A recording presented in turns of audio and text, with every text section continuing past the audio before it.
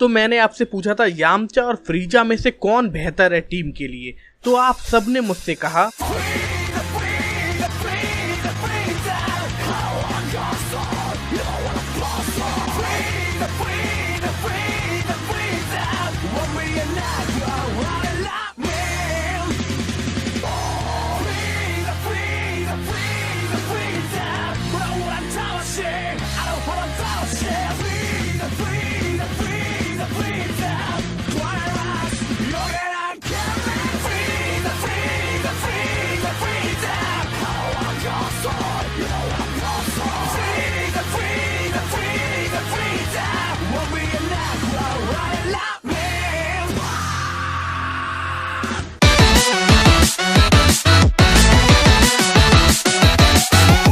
जैसा कि मैंने कहा था कि फ्रीजा के आने से कहानी इंटरेस्टिंग बन जाएगी, और अभी जो स्पॉयलर्स मैं आपको बताने वाला हूँ उसके बाद बेशक आप भी कहोगे कि हाँ कहानी इंटरेस्टिंग बन गई है। तो जैसा कि आपको पता है कि अब टूर्नामेंट ऑफ पावर होने में ज्यादा टाइम नहीं बचा है, बिल्कुल होने ही वाला है मेन इवेंट। तो बहुत जल्द फाइनल तैयारियां होना शुरू हो जाएंगी और उसके बाद गोकू, गोटेन और ट्रंक्स को एंड्रॉइड 17 का वो जो आइलैंड था ना जिसे उसने कहा था रक्षा करने के लिए, वहाँ पर भेज देगा ताकि एंड्रॉइड 17 भी आ सके टूर्नामेंट में हिस्सा लेने के लिए। और फिर गोकू जाता है आफ्टर लाइफ में फ्रीजा से मिलने के लिए। अब गोकू को तो ये पूरी तरीके से मंजूर है, पर जो बाकी अपने टीम मेंबर्स हैं उन्हें शक हो रहा है, वो लोग तैयार नहीं हो रहे हैं आसानी से फ्रीजा को अपनी टीम में लेने के लिए। ये तो ऐसा हो रहा है जैसे गली में क्रिकेट खेलते हुए नहीं होता है, जब कोई आता है मेरी उससे लड़ाई है, मैं नहीं उसके साथ खेलने वाला, मैं नहीं खेलूंगा, पर उसी के पास अगर बैट है तो फिर तुम्हें मजबूरी में उसे खिलाना पड़ता है। ऐसे फ्रीजा के पास जो ताकत है उसके लिए खिलाना पड़ेगा उसे, तुम्हें यूनिवर्स तो बचाना ही है ना अपना।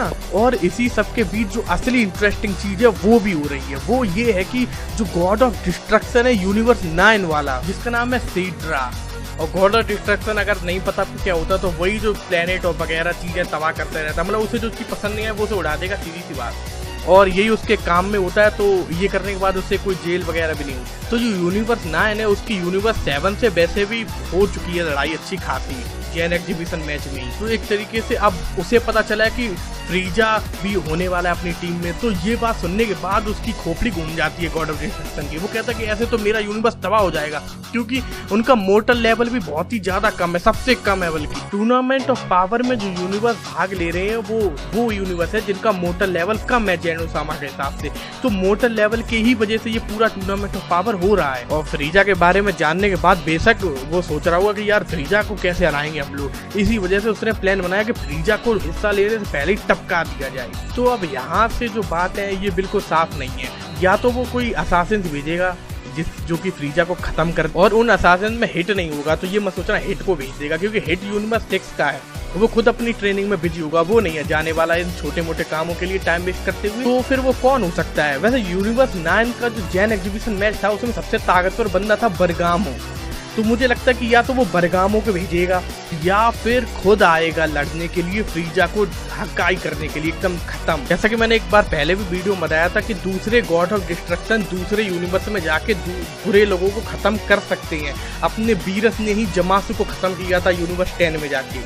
और रही बात ईविल होने की, फ्रीजा कितना ईविल है ये बताने की मुझे जरूरत नहीं है किसी को। या तो बरगामो से लड़ाई होगी फ्रीजा की या फिर सीड्रा से खुद, कुछ भी हो सकता है कि वो दोनों एक साथ आ जाए अटैक करने के लिए फ्रीजा पर। कुछ भी हो, मजा आएगा पक्का। अब तो यार इंतजार नहीं होता इस एपिसोड को देखने के लिए। तो मैंने आपको बता दिया जो मुझे पता चला था स्पॉइलर से रिलेटेड। अब मैं जानना चाहूंगा कि आपको क्या लगता है कि वो दोनों खुद आएंगे, गॉड ऑफ डिस्ट्रक्शन सीड्रा हरा लेगा फ्रीजा को, या फिर फ्रीजा इतना ज्यादा ताकतवर है कि उसका कुछ भी नहीं बिगाड़ पाएगा वो सीड्रा।